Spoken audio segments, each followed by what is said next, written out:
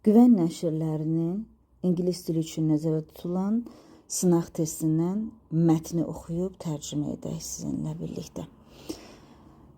Və sonra düzgün suallara cavab verəcəyik düzgün şəkildə.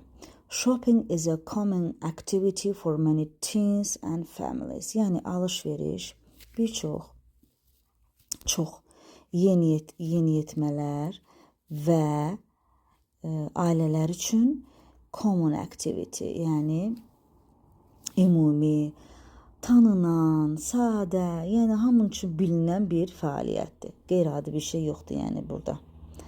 Hamı onu bilir. In the city, people can visit a shopping mall, a store or a small market. Şəhərdə insanlar alış-veriş mərkəzi, mağaza, balaca market dükanları gəzə bilirlər, gedə bilirlər.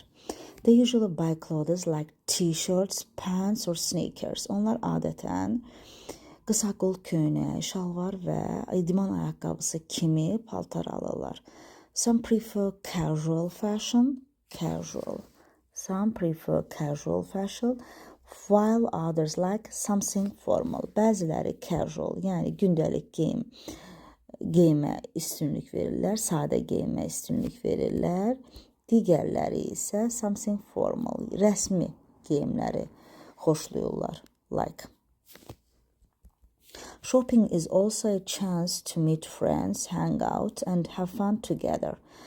Alış-veriş həm də insanlarla görüşmək şansıdır, hang out, yəni onlarla gəzməkdir, and have fun together və onlarla birlikdə əyləncəli vaxt keçirməkdir, əylənməkdir. In a shopping mall, there are many options. Yəni alış-veriş mərkəzində çox seçimlər olur.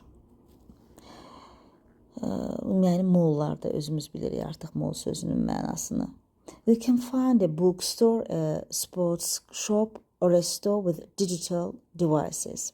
Sən kitab mağazasını orada tapa bilərsən, idman mağazası tapa bilərsən və yaxud da ki, digital alətlər olan mağaza tapa bilərsən. Yəni burada telefon və s. alətlər, belə alətlər olan mağazanı tapa bilərsiniz.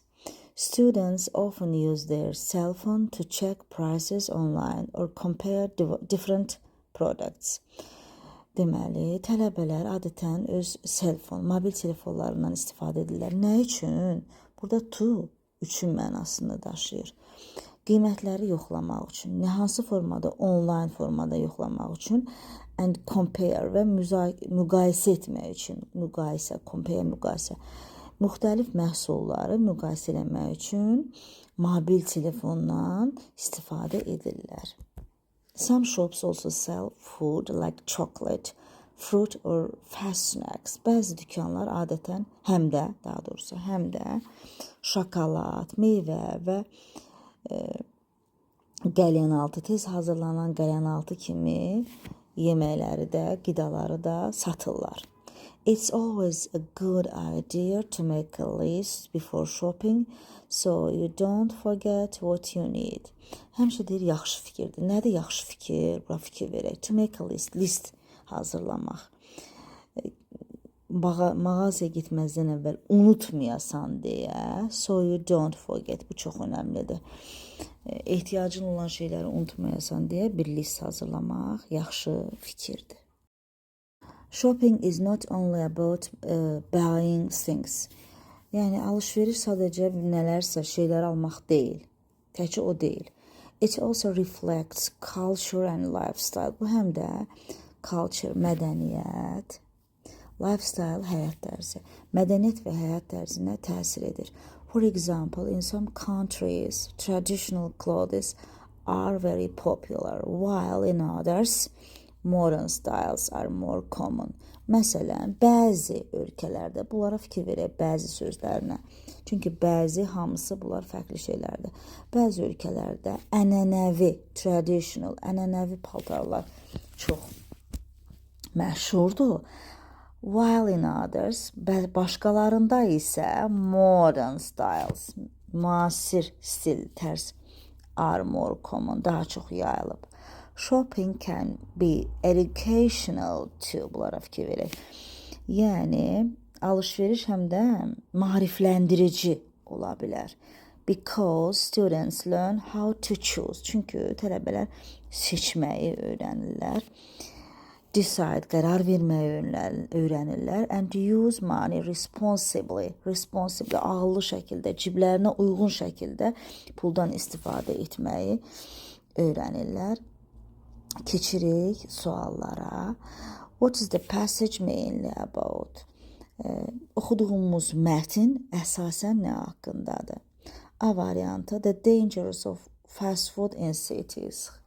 Şəhərlərdə tez bişən fast foodun, deməli, tez hazırlanan qidanın təhlükəsi haqqında. Xeyr, mövzu bu deyildi. Oxuduğumuz, tərcümə etdiyimizə görə bunu anladıq.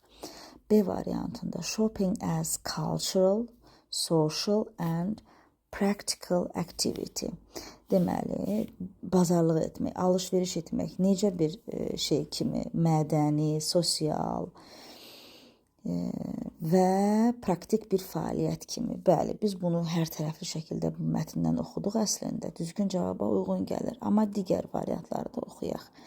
The history of clothing in ancient times. Qədim zamanlardakı paltarın, geyimin tarixi. Xeyr. Biz bunun haqqında heç bir cümlə oxumadıq. Ümumi ənənəvi paltarlar, casual clothes, traditional clothes. Bu haqda cümlələr yazıldı, amma qədim paltarlar söhbəti olmadı burada. Onun tarixindən söhbət getmədi. D variantı, the importance of saving money in banks. Deməli, pulun banklarda saxlanılmağının vacibliyi. Xeyr, bu deyil. How to build your own digital device. Öz digital alətini necə hazırlamaq haqqında. Xeyr. Sadəcə olaraq biz oxuduq ki, rəqəmsal alətlər necə, yəni satılır, mollarda satılır. Alış-veriş mərkəzində belə bir cümlə vardı ki, yəni biz onu da orada tapa bilərik, görə bilərik, ala bilərik. Belə bir cümlə idi, amma da onu yaratmaq haqqında söhbət getmirdi. Dərslərimizi izləyin, ardı gələcək.